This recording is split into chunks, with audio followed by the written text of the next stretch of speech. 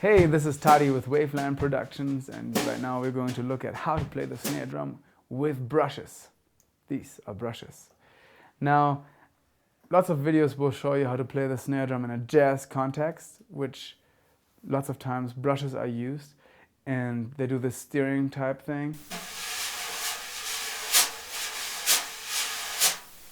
And I do use that.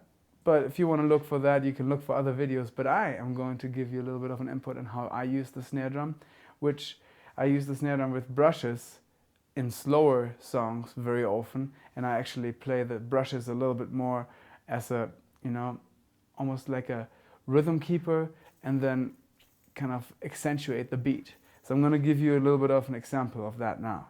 So the main thing, the main feel that we're going to look for is this. Just the 8th notes, 1 and 2 and 3 and 4. And so now we're going to add a couple of little special things in there. One of them being just an accent on 2 and 4. So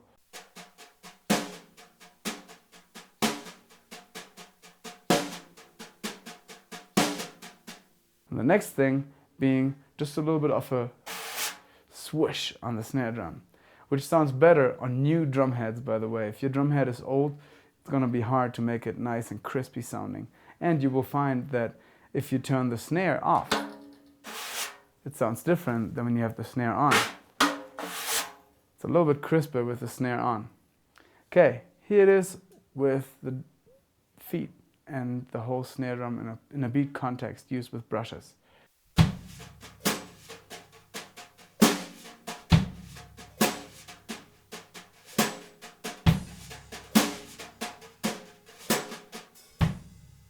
This should give you an idea of how to play the snare drum with brushes in kind of a straightforward pop groove context.